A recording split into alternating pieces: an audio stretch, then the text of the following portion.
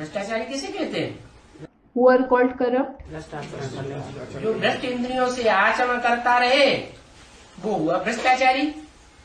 The one who keeps performing actions through the corrupt indriya is corrupt.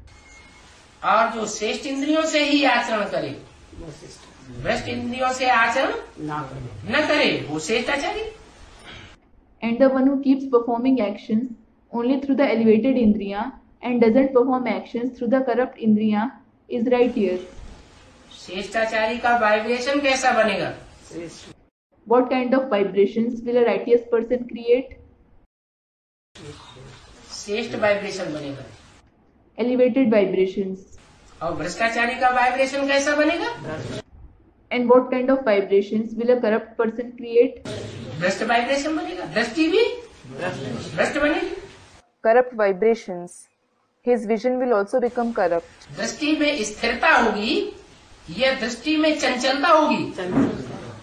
Will there be constancy or inconstancy in his vision?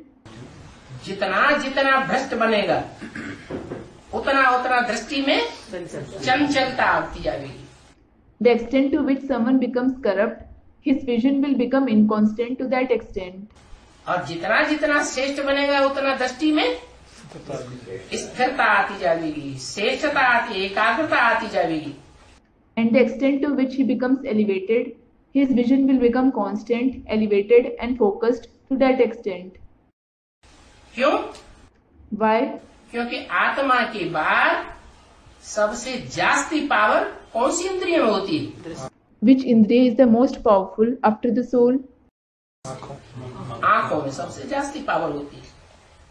नीचे गिरने की भी जास्ती power और ऊपर उठने उठाने की भी जास्ती पावर नेत्रों में होती है। The eyes are the most powerful. The eyes are very powerful to fall as well as to rise, to uplift. इस बात को वेरीफाई करना हो किसी को तो ब्राह्मण जीवन में वेरीफाई करते रहे हैं और कर सकते हैं। If someone wants to verify this, he has been verifying it in the Brahmin life and he can verify it. जिन दिनों विकारी बन जाते हैं, माया विकार में ढकेल लेती है, उन दिनों इन दृष्टि में चंचलता कितनी होती है? When you become vicious, when Maya pushes you in vices, to what extent is your vision inconstant? दृष्टि कितनी स्थिर होती है? And to what extent is it constant? और जिन दिनों हमारा पुरुषार्थ अच्छा होता है उन दिनों दृष्टि में स्थिरता कितनी होती है? And when your purushartha is good, to what extent is your vision constant? ये टैली करने से पता चल जाएगा। You will come to know by comparing it. दूसरा और भी है पहचान। There is one more sign as well. जो ज्ञानी तू आत्मा होगा, ज्ञान जीवन में धारण कर रहा होगा, प्रैक्टिकल जीवन में। The one who is a knowledgeable soul, who would be assimilating the knowledge in his life in practice, दूसरों को ज्ञानी बना रहा होगा, who would be making others knowledgeable, तो जरूर है खुद ज्ञान धारण करता होगा। it is certain that he himself would be assimilating it. नहीं तो दूसरों के ऊपर असर ही नहीं पड़ेगा। Otherwise, there won't be any effect on others. तो जो ज्ञानी आत्मा होगी उसे ज्ञान से ही साबित होता है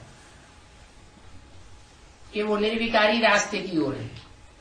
So it is proved by the knowledge of a knowledgeable soul that he is on the viceless path. जो जितना ही विकारी जीवन धारण करता है तो ज्ञान बुद्धि में से उड़ जाता है। The extent to which someone leads a vicious life, the knowledge vanishes from his intellect to that extent. ब्राह्मण जीवन में ये सहज ही अनुभव कर सकते हैं। You can easily experience it in the Brahmin life. कि बुद्धि खाली खाली हो जाती है जिन दिनों विकारी बनते हैं। That when you become vicious, your intellect becomes a devoid of knowledge. और जिन दिनों निर्विकारी स्टेज रहती है उन दिनों बुद्धि ज्ञान में चलती रहती है। मनन चिंतन मंथन बरकरार बना रहता है। And when your stage is viceless, your intellect stays engaged in knowledge. You keep thinking and churning. तो तुम यहाँ आते ही हो श्रेष्ठाचारी बनने के लिए। So, you certainly come here to become righteous. चाहे मनसा से श्रेष्ठाचारी बनो, मन के संकल्प श्रेष्ठ बने रहें, श्रीमत के अनुकूल ही संकल्प चले। चाहे दृष्टि से संकल्प, दृष्टि से श्रेष्ठाचारी बनो, चाहे वाचा से श्रेष्ठाचारी बनो, और चाहे कर्मेंद्रियों से श्रेष्ठाचारी बनो। तुम यहाँ आते किस लिए हो? श्रेष्ठाचारी बनने के लिए आते हो। Whether you become righteous through the mind, the thoughts of your mind should be righteous, and you should generate thoughts only in accordance with Srimad. Whether you become righteous through the vision, through the speech, or through the karmendriya. Why do you come here? You come here to become righteous. बाप पहले ordinance ही ये निकालते हैं। The father issues this very ordinance first of all. क्या? What? बच्चे, काम महाशत्रु है। Children, lust is the greatest enemy. क्या? What? काम महाशत्रु है। Lust is the greatest enemy. और वो काम रूपी कामना दृष्टि से भी पूर्ति होती है।